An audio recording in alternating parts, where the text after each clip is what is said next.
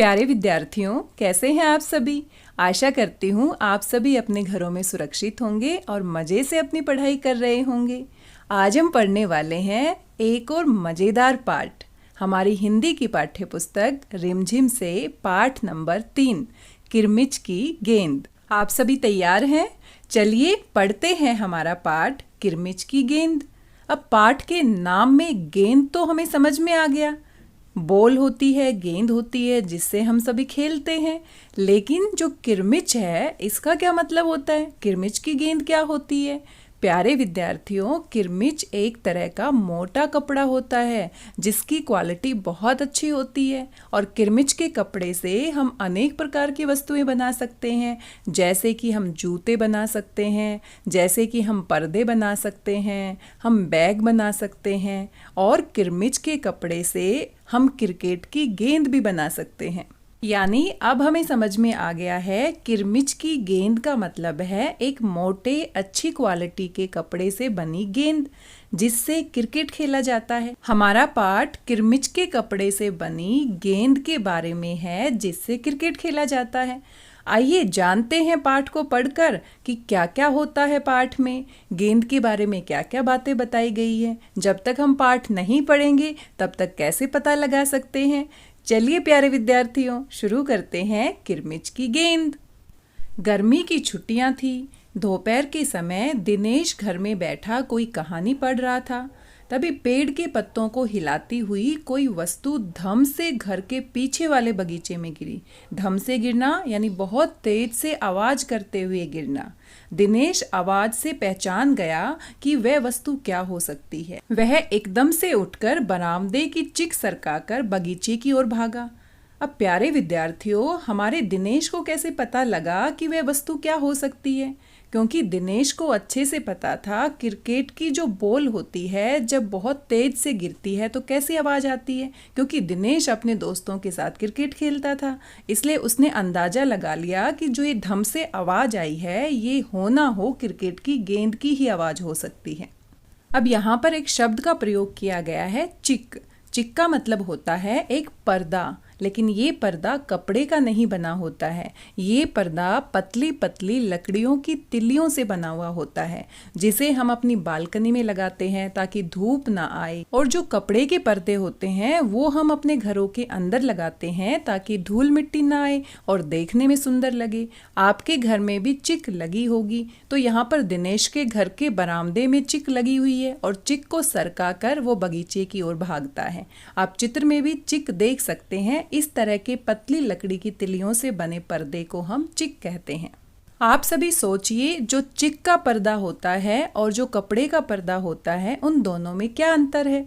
और अंतर पता लगाकर आप मुझे मैसेज करके बताइए कि चिक का पर्दा और कपड़े का पर्दा इन दोनों में क्या क्या अंतर हो सकते हैं। यहाँ एक और शब्द प्रयोग किया गया है, एकदम से। एकदम से मतलब अचानक से, जल्दी से। जैसे ही बॉल धम की आवाज करके दिनेश के घर के बगीचे में गिरी, वैसे ही दिनेश चिक को सरकाकर बगीचे की ओर भागा। अरे अरे बेटा, कहाँ जा रहा है? बाहर लू चल रही है, दिनेश की माँ मशीन चलाते चलाते एकदम जोर से बोली। अब दिनेश की माँ कोई मशीन चला रही थी। सोचिए, गर्मियों में दिनेश की माँ कौन सी मशीन चला रही थी? और सोचने के बाद अपना उत्तर मुझे मैसेज करके बताइए। दिनेश की माँ ने देखा दिनेश बाहर जा रहा है और गर्मियों का समय था और साथ में इतनी धूप होती है बाहर। आप भी जब गर्मियों की छुट्टियों में दोपहर में घर से बाहर निकलते हैं तो आपकी मम्मी या आपके पापा भी मना करते हैं कि बेटा बाहर नहीं जाना, क्योंकि बाहर बहुत ही लू चलती हैं। लू का मतलब होता है गर्म हवाएं, और अगर ऐसी लू के अंदर हम बाहर जाएंगे तो हम बीमार पड़ जाएंगे।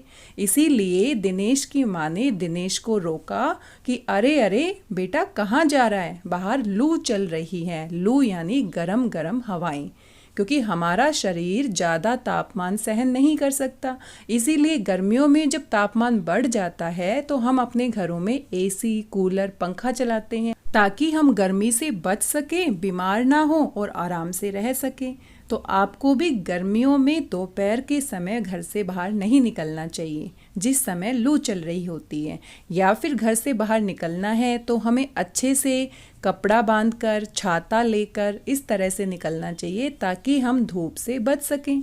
परंतु दिनेश रुका नहीं, उसने पैरों में चप्पल भी नहीं पहनी। जून का महीना था, धरती तवे की तरह तप रही थी। जून के महीने में दोपहर के समय हम सभी देखते हैं कितनी गर्मी होती है।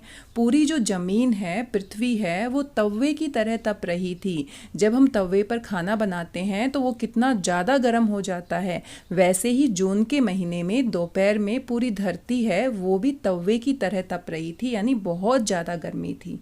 पर दिनेश को पैरों के जलने की भी चिंता नहीं थी। हम बच्चे कहाँ मानते हैं। मम्मी ने मना किया लेकिन फिर भी दिनेश नहीं माना और बिना चप्पल पहने ही वो निकल पड़ा। तो उसके पैर भी जल सकते हैं, लेकिन उसको किसी बात की चिंता नहीं है, क्योंकि उसका पूरा ध्यान किस पर है, जो धम से आवाज़ करते हुए गेंद गिरी है उसको देखने में। वह जहाँ से आवाज़ आई थी उसी ओर भागा। जहाँ से उसको आवाज़ आई थी उसी तरफ बगीचे में वो दौड़कर जाता है। सामने की क्यारी में भिंडियों के ऊंचे ऊंचे पौधे थे। एक और सीताफल की घनी बेल फैली हुई थी। क्यारियों के चारों ओर हरे हरे केले के वृक्ष लहरा रहे थे। दिनेश ने जल्दी जल्दी भिंडियों के पौधों को उलटना पलटना आरंभ किया। जब वहां कुछ नहीं मिला तो उसने सारी सीताफल की बेल छान मारी। छान मारना मतलब बहुत अच्छे से देखना। अब यहाँ पर आपने देखा दिनेश के घर के बगीचे में कितने सारे पौधे हैं। कोई पौधे हैं, कोई बेल के रूप में है। तो यहाँ पर भिंडियों के ऊंचे ऊंचे पौधे हैं, लेकिन सीताफल की बेल फैली हुई है। तो प्यारे विद्यार्थियों, आप बता सकते हैं कि कौन कौन से पौधे होते हैं और कौन कौन सी बेल होती हैं। आप सोचिए, पता लगाइए और मैसेज करके मुझे बताइए। क्यारियाँ क्या होती हैं? जब हम बगीचे में पौधे लगाते हैं तो खुदाई करके लंबी लंबी क्यारियाँ बना लेते हैं ताकि पौधों को उनके अंदर अच्छे से लगाया जा सके। अब दिनेश ने पूरी कोशिश की, पौधों को उलटना पलटना शुरू किया, लेकिन उसको वहाँ पर कुछ नहीं मिला। बराबर में ही घूस ने गड्ढे बना रखे थे। घूस एक चूहे की तरह जानवर होता है जो मिट्टी में बड़े बड़े गड्ढे बना देता है, मिट्टी की खुदाई करके अपना बिल बना लेता है। आपने भी घूस को देखा होगा। अगर देखा है तो बताइए वो कैसा दिखता है। ढूंढते ढूंढते जब उसकी निगाह उधर गई तो उसने देखा कि गड्ढे के ऊपर ही एक बिल्कुल नई चमचमाती किरमिच की गेंद पड़ी है। अब दिनेश ने देखा जो घूस ने गड्ढे बनाए हुए थे मिट्टी में, उसकी तरफ जब उसकी नज़र गई, निगाह यानी नज़र, जैसे ही उसकी नज़र उसकी तरफ गई तो गड्ढे के ऊपर उसने देखा किरमिच की बनी हुई चमचमाती हुई नई गेंद वहाँ पर पड़ी है। दिनेश ने हाथ बढ़ाकर गेंद उठा ली। लगता था जैसे किसी ने उसे आज ही बाजार से खरीदा है, यानी गेंद बिल्कुल नई जैसी दिखाई दे रही थी। ऐसे लग रहा था जैसे किसी ने आज ही उसे बाजार से खरीदा है। उसने उसे उलट पलट कर देखा, परंतु कुछ भी समझ में नहीं आया। नज़र उठाकर उसने पास की 3 मंजिली इमारत की ओर देखा कि हो सकता है किसी बच्चे ने इसे ऊपर से फेंका हो, परंतु उस इमारत के इस ओर खुलने वाले सभी दरवाजे और खिड़कियां बंद थे। छत की मुंडेर से लेकर नीचे तक तेज धूप चिलचिला रही थी। दिनेश जानना चाहता था कि ये गेंद कहाँ से आई है। उसने देखा सामने एक 3 मंजिल की इमारत है। 3 मंजिल यानी 3 फ्लोर हैं उसमें, फर्स्ट, सेकंड, थर्ड। और उस इमारत में हो सकता है किसी बच्चे ने गेंद फेंक दी हो या बच्चा खेल रहा हो, उससे गेंद गिर गई हो। लेकिन जब उसने देखा इमारत की तरफ तो उसके सभी दरवाजे और खिड़कियां बंद थे। फिर उसने छत की मुंडेर से लेकर नीचे तक देखा कि इतनी चिलचिलाती हुई धूप है, यानी कि गर्मी का समय था। दोपहर में इतनी धूप में बच्चे बाहर नहीं निकलते हैं। चिलचिलाती धूप यानी बहुत तेज धूप। फिर कौन खरीद सकता है नई गेंद? दिनेश ने सुधीर, अनिल, अरविंद, आनंद, दीपक सभी के नाम मन में दोहराए। यानी दिनेश ने सोचा क्या आसपास के इन बच्चों की ये गेंद हो सकती है? यदि गेंद खरीदी भी है तो इस दोपहरी में इसे नीचे कौन फेंकेगा? हो न हो ये गेंद बाहर से ही आई है। उसने सड़क पर बने गोल चक्कर के बगीचे की ओर देखा, परंतु वहां पर केवल 2-4 गायें ही दिखाई पड़ी जो पेड़ों के नीचे सुस्ता रही थी। सुस्ताना यानी आराम करना, क्योंकि बाहर इतनी धूप थी कि जानवरों को भी धूप लगती है, इसलिए 2-4 गायें जो हैं वो पेड़ के नीचे आराम कर रही थी। उसे ध्यान आया कि जाने कितनी बार अपने मोहल्ले के बच्चों की गेंद क्रिकेट खेलते हुए दूर चली गई और फिर कभी नहीं मिली। एक बार तो एक गेंद एक चलते हुए ट्रक में भी जा पड़ी थी। यानी दिनेश मन ही मन सोच रहा है कि ये गेंद किसकी हो सकती है। वह खुश तो बहुत है कि उसको एक नई किरमिच की गेंद मिल गई है, लेकिन साथ में वो जानना चाहता है क्या ये गेंद किसी आसपास के बच्चे की है, क्योंकि अगर वो गेंद अपने पास रख लेता है और जब वो खेलता है इस गेंद से, तो अगर किसी आसपास के बच्चे की होगी तो वो पहचान करके उससे कह सकता है कि ये गेंद तो मेरी गेंद है। तभी भीतर से माँ की आवाज़ आई, भीतर यानी अंदर से, अरे दिनेश तू सुनेगा नहीं, सब अपने अपने घरों में सो रहे हैं और तू धूप में घूम रहा है। माँ मशीन चला रही थी। माँ ने रोका भी था दिनेश को बाहर जाने से, लेकिन दिनेश नहीं माना। अब दोबारा से माँ ने आवाज़ लगाई कि तुम मानोगे नहीं, सभी लोग अपने घरों में हैं क्योंकि बाहर लू चल रही है और इतनी तेज धूप है, यानी तुम बीमार हो जाओगे। तो माँ हम सबकी चिंता करती है और हमें मम्मी पापा का कहना जरूर मानना चाहिए, क्योंकि वो सोच समझ कर ही हमें कुछ कहते हैं ताकि हमें किसी प्रकार का कोई नुकसान ना हो। दिनेश गेंद को हाथ में लिए हुए भीतर आ गया। ठंडे फर्श पर बिछी चटाई पर वह लेट गया और सोचने लगा, भले ही ये गेंद मोहल्ले में से किसी की न हो, परंतु ईमानदारी इसी में है कि एक बार सबसे पूछ लिया जाए। तो यहाँ दिनेश कितना अच्छा सोच रहा है, क्योंकि जब हमें कोई किसी की वस्तु मिलती है तो हमें ज़रूर ये ध्यान रखना चाहिए कि जिसकी वस्तु गुम हो गई है उसको कितना बुरा लग रहा है। अगर हमारी कोई वस्तु गुम हो जाती है तो हमें कितना बुरा लगता है, तो हमें जानने की कोशिश करनी चाहिए कि ये वस्तु किसकी है। उदाहरण के लिए क्लास में अगर किसी बच्चे की पेंसिल गुम हो जाती है या कोई किताब या कॉपी गुम हो जाती है और आपको गलती से मिल जाती है, तो आपको क्लास में बताना चाहिए। आपको वो चीज़ वैसे ही बिना बताए अपने पास बिल्कुल भी नहीं रखनी चाहिए। हम सभी को ईमानदार बनना चाहिए। गर्मी की छुट्टियां थी, बच्चों ने खेलने की सुविधा को ध्यान में रखते हुए एक क्लब बनाया हुआ था। उस क्लब में सभी बच्चों के लिए बल्ले थे, बल्ले यानी बैट, और गेंद खरीदने के लिए वे आपस में क्लब का चंदा देकर पैसे इकट्ठा कर लेते थे। बच्चों ने मिलकर एक क्लब बनाया हुआ था और क्लब में सभी बच्चे मिलके खेलते थे। सब बच्चों के पास बैट तो थे लेकिन बॉल नहीं थी, इसीलिए उन्होंने चंदा इकट्ठा किया, यानी सभी बच्चों ने थोड़े थोड़े पैसे इकट्ठे किए ताकि सारे पैसों को मिलाकर हम एक बॉल खरीद सकें। तो प्यारे विद्यार्थियों, आप भी एक क्लब बना सकते हैं अपने दोस्तों का। और मुझे बताइए कि क्लब बनाने के लिए आप कौन कौन से नियम बनाएंगे, क्योंकि क्लब बनाने के लिए कुछ ना कुछ तो हमें सोचना पड़ेगा ताकि हमारा क्लब अच्छे से चल पाए। तो आप इसके बारे में सोचिए और मुझे मैसेज करके बताइए। अगर आप क्लब बनाते हैं तो उसका नाम क्या रखेंगे और अपने कौन कौन से दोस्तों को उसमें शामिल करेंगे और कौन कौन से नियम बनाएंगे, इन सभी बातों के बारे में सोचिए। शाम को सारे बच्चे इकट्ठा हुए। दिनेश ने सभी से पूछा, मुझे एक गेंद मिली है, अगर तुम में से किसी की गेंद खो गई हो तो वह इस गेंद की पहचान बताकर गेंद मुझसे ले सकता है। अब अगर हमारी कोई वस्तु गुम हो जाती है तो उस वस्तु को हमने इतने दिनों तक अपने पास रखा है तो उसकी पहचान हमें पता होती है, वह कैसी दिखाई देती है, क्या उस पर कोई ऐसा निशान है जो किसी और की गेंद पर नहीं है। तो इसी प्रकार से दिनेश ने सब दोस्तों से कहा कि अगर किसी की गेंद गुम हो गई है तो सबसे पहले मुझे पहचान बताओ कि वह कैसी दिखाई देती थी, या फिर उस पर कोई निशान तो नहीं बना था। तो ये सारी पहचान बताकर वह गेंद मुझसे ले सकता है। तो प्यारे बच्चों, आपकी कोई ऐसी वस्तु है जो गुम हो गई है और आप उसकी पहचान किस तरह से बताओगे? अगर आपको उसको ढूंढना है, अपने दोस्तों को बताना है कि मेरी ये वस्तु गुम हो गई है, तो आप बताइए कि किस तरह की पहचान आप उसकी बताएंगे। मान लीजिए आपका पसंदीदा खिलौना गुम हो गया है और आप अपने दोस्तों के साथ मिलकर उसको ढूंढना चाहते हैं, तो सबसे पहले आपको अपने दोस्तों को समझाना होगा, उसकी पहचान बतानी होगी कि मेरा खिलौना कैसा दिखाई देता था। तभी तो आपके दोस्त उसको ढूंढने में आपकी मदद कर पाएंगे। तभी अनिल बोला, गेंद तो मेरी खो गई है। कब खोई थी तेरी गेंद? यही कोई 4 महीने पहले। तो वह गेंद तेरी नहीं है, दिनेश ने कहा। फिर वह मेरी होगी। सुधीर ने तुरंत उस पर अपना अधिकार जताते हुए कहा। यानी उसके जो दोस्त हैं अनिल और सुधीर, जब दिनेश ने कहा कि गेंद की पहचान बताकर मुझसे ले लो, तो सभी चाहते थे कि हम वो गेंद ले लें।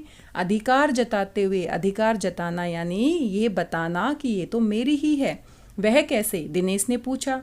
तू मुझे गेंद दिखा दे, मैं अपनी निशानी बता दूंगा। वाह, ये कैसे हो सकता है? दिनेश बोला। गेंद देखकर निशानी बताना कौन सा कठिन है? बिना देखे बता, तब जानूं। तभी ऊपर से दीपक उतर आया। दीपक अपना मतलब सिद्ध करने और अवसर पड़ने पर सभी को मित्र बना लेने में चतुर था। मतलब सिद्ध करना मतलब अपना काम निकालना। ये एक मुहावरा है, अपना मतलब सिद्ध करना यानी अपना काम निकालना। अब दीपक जो लड़का है वो बहुत चतुर है। चतुर यानी चालाक। जब उसको ज़रूरत पड़ती है तो वो बड़ी आसानी से सभी को अपना दोस्त बना लेता है ताकि उसका काम पूरा हो जाए। गेंद की बात सुनकर दीपक बोला, गेंद मेरी है। अवसर यानी मौका। मौका पड़ने पर दीपक ने सोचा, क्यों ना मैं इस गेंद को ले लूं। इसलिए दीपक ने भी कहा, गेंद मेरी है। कैसे तेरी है? सभी ने एक साथ पूछा। कल ही तो तू कह रहा था कि इस बार तेरे पापा तुझे गेंद लाने के लिए पैसे नहीं दे रहे हैं। मेरी गेंद तो 5 महीने पहले खोई थी, दीपक ने कहा। जब बड़े भैया की शादी हुई थी ना, तभी सुनील ने मेरी गेंद छत पर से नीचे फेंक दी थी। दिनेश अच्छी तरह जानता था कि ये गेंद दीपक की नहीं है। दीपक की गेंद 5 महीने पहले खोई थी और ये कभी हो ही नहीं सकता कि गेंद 5-6 महीने पड़ी रहे और उस पर मिट्टी का एक भी दाग न लगे, क्योंकि दिनेश को जो गेंद मिली थी वो बिल्कुल नई जैसी थी। ऐसा लग रहा था जैसे आज ही उसे दुकान से खरीदा गया है। दीपक ने कहा, मैं कुछ नहीं जानता, गेंद मेरी है, वह मेरी है और सिर्फ मेरी है। तो प्यारे विद्यार्थियों, आपने देखा सभी दोस्त चाहते हैं कि वो गेंद उनको मिल जाए। तो ये तो गलत बात है। अगर कोई वस्तु हमारी नहीं होती है तो हमें उसको ज़बरदस्ती लेने के लिए झूठ कभी नहीं बोलना चाहिए। अगर ये गेंद उनकी नहीं है तो उनको मना कर देना चाहिए कि ये गेंद हमारी नहीं है। अरे जा जा, बड़ा आया गेंद वाला, क्या सबूत है कि यही गेंद नीचे फेंकी थी? अनिल ने पूछा। दीपक ने कहा, हाँ सबूत है, मुझे गेंद दिखा दो, मैं फौरन बता दूंगा। फौरन यानी जल्दी से बता दूंगा। दिनेश ने देखा कि झगड़ा बढ़ रहा है। गेंद हथियाने के लिए, हथियाना यानी अपने कब्जे में लेना, सभी बच्चे चाहते थे कि गेंद उनको मिल जाए। गेंद हथियाने के लिए दीपक सुधीर और सुनील का सहारा ले रहा है। वह जानता था कि यदि गेंद दीपक के पास चली गई तो ये तीनों मिलकर खेलेंगे। अच्छा, मैं गेंद ला रहा हूँ, परंतु जब तक पक्का सबूत नहीं मिलेगा मैं किसी को दूंगा नहीं, दिनेश ने कहा। अब दिनेश ईमानदारी तो दिखा रहा था, सबसे पूछ रहा था गेंद किसकी है, लेकिन दिनेश भी तो बच्चा ही है। कहीं ना कहीं उसके मन में था कि वो गेंद किसी को ना दे, बल्कि गेंद से खुद ही खेले। और बाकी बच्चे भी चाहते थे कि गेंद उनको मिल जाए। गेंद आ गई। दीपक उसे देखते ही बोला, यह मेरी है, यही है मेरी गेंद। ये लाल रंग का निशान मेरी ही गेंद पर था। वाह, सभी गेंदों पर ऐसे ही निशान होते हैं, अनिल ने दिनेश का साथ देते हुए कहा। दीपक ने फिर जोर लगाया, मैं अपने पापा से कहलवा सकता हूँ कि गेंद मेरी है। अरे जा, ऐसे तो मैं अपने बड़े भाई से कहलवा सकता हूँ कि गेंद दिनेश की है, अनिल ने कहा। कुछ भी हो, गेंद मेरी है, दीपक ने उसे धरती पर मारते हुए कहा। धरती पर टप्पा पड़ते हुए मेरी गेंद में से ऐसी ही आवाज़ आती थी। मेरे साथ बाजार चल, दुकानों पर जितनी गेंदें हैं सभी के टप्पे की आवाज़ ऐसी ही होगी। अनिल ने फिर उसकी बात काट दी। बात काटना यानी बीच में ही बोलना। अब दीपक है, बड़ा ही चतुर है, बड़ा ही चालाक है। वो इतनी सारी बातें बता रहा है कि मेरे पिताजी से मैं कहलवा दूंगा कि गेंद मेरी है। कभी कहता है कि लाल रंग का निशान मेरी ही गेंद पर था, और कभी कहता है कि जब इसको धरती पर जोर से हम मारते हैं तो टप्पा खाते हुए गेंद से जो आवाज़ आती है वो ये मेरी ही गेंद की आवाज़ है। तो दीपक पूरी कोशिश कर रहा है कि गेंद उसको मिल जाए। मेरे साथ बाजार चल, दुकानों पर जितनी गेंदें हैं सभी के टप्पे की आवाज़ ऐसी ही होगी। अनिल ने फिर उसकी बात काट दी। बात काटना यानी बीच में ही बोलना। अच्छी बात है तो मैं इसे सड़क पर फेंक दूंगा, देखूं कैसे कोई खेलेगा। दीपक ने जैसे ही गेंद को सड़क पर फेंकने के लिए हाथ उठाया कि अनिल और दिनेश ने उसे पकड़ लिया। अब दीपक ने रुआसे होते हुए अपना अंतिम हथियार आजमाया। रुआसा होना यानी रोने जैसा होना। अब दीपक बहुत परेशान हो चुका था क्योंकि कोई उसकी बात मानने को तैयार नहीं था। सभी उसकी बात को बीच में काट रहे थे। या तो गेंद मुझे दे दो, नहीं तो मैं इसके पैसे सुनील से लूँगा। अब तो सुनील, दीपक और सुधीर का गुट मजबूत होने लगा था। गुट यानी ग्रुप, समूह। जो उन दोस्तों का समूह था वो और मजबूत हो रहा था क्योंकि सारे दोस्त एक दूसरे का साथ दे रहे थे। तीनों का ही कहना था कि गेंद दीपक की है और उसे ही मिलनी चाहिए। दिनेश तब तक चुप था। वास्तव में दिनेश का मन उस समय सबके साथ मिलकर उस गेंद से खेलने को कर रहा था। बोला, अब चुप भी रहो, झगड़ा बाद में कर लेंगे, अपने अपने बल्ले ले आओ, पहले खेल लेते हैं। तो दिनेश परेशान हो गया सबकी बातें सुन सुनकर। इतना झगड़ा होने लगा सबके बीच में गेंद को लेकर। तो दिनेश ने कहा, पहले इससे खेल तो लेते हैं, सभी अपने अपने बल्ले यानी अपने अपने बैट लेकर आ जाओ। 5 मिनट के भीतर ही खेल आरंभ हो गया।